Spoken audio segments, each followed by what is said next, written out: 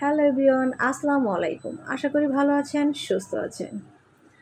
তো আজকে আমি একটা সকালের নাস্তা বানিয়ে নিচ্ছি। সেটা হচ্ছে দুটো ডিম দিয়ে আমি পাউরুটিটা ভেজে সুন্দরভাবে টোস্ট করে নিব। তো দুটো ডিম দিয়ে দিয়েছিলাম আর দিয়ে দিয়েছিলাম ১ টেবিল চামচ চিনি। কারণ চিনিটা যেহেতু আমার মোটা, সেই কারণে আমি চিনির পরিমাণটা খুবই কম দিয়েছি। এখানে মিষ্টি মানে পাউরুটি মিষ্টি হয় বা সব কিছু মিলিয়ে বেশি মিষ্টি হলে জিনিসটা খেতে কেমন যেন লাগে। তো বরাবরই আমি মিষ্টিটা কমই দিয়ে থাকি। তো আজকেও সেটাই করেছি। তো এখন একটু সামান্য পরিমাণ দুধ দিয়ে দিচ্ছি এটার সাথে মিক্স করে। তো এখন এই দুধটাকে দেওয়ার পরে সুন্দরভাবে এটাকেও মিশিয়ে নিব। মিশিয়ে নেওয়ার পর যে প্যাকেটের যে পাউরুটি আছে সেটাই আমি আজকে ভাজবো। আর এটা সকালের নাস্তায় কিংবা বিকেলের নাস্তা বা মেহমান আপ্যায়নে এই নাস্তাটা কিন্তু বেশ লাগে, খুবই মজা হয়। আর আমাদের বাসায় এটা সবারই খুব পছন্দ। তো মাঝে মাঝে এটা আমি করে দিই, তো দেখানো হয় না। তো আজকে ভাবলাম একটু ভিডিওটা শেয়ার করে ফেলি কীভাবে করি। তো এই তো পাউরুটিটা আমি ব্রেডটা আমি এখানে চুবিয়ে এখন ভেজে দিব। আর সামান্য পরিমাণ তেল দিয়ে দিয়েছিলাম। এখানে বেশি তেল দিলে খেতে তেমন ভালো লাগে না।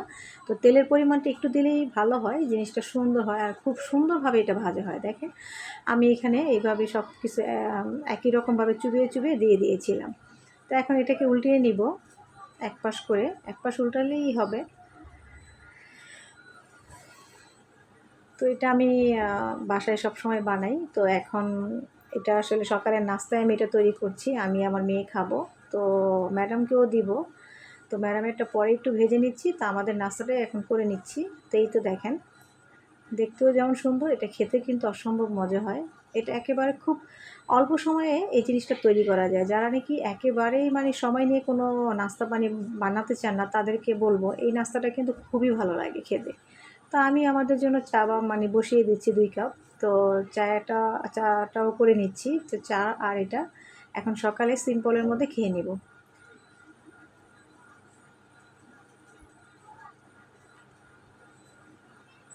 এই তো আমি এখানে ২ কাপ চা রান্না করার জন্য আমি এই যে ১ টেবিল চামচের চাইতেও একটু চিনিটা কম দিয়ে দিলাম। কারণ চিনিটা একটু মোটা, এটার জন্য একটু কমিয়ে দিতে হয়।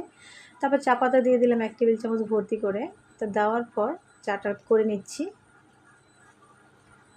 তো এই যে চা আর এটা নিয়ে এখন সকালবেলা নাস্তাটা করে নিব। আসলে মেয়েকে নিয়ে স্কুল থেকে আসার পরে মন চায় না যে রুটি বেলে মানে পরোটা ভেজে তারপরে নাস্তা খাই। অনেক সময় একেক সময় একেক নাস্তা করেই শেষ করে ফেলি নাস্তার ব্যাপারটা। তো এই যে ছিল আজকের নাস্তাটা, কেমন হয়েছে বলবেন। তো এইটুকুই ছিল আজকের মতো।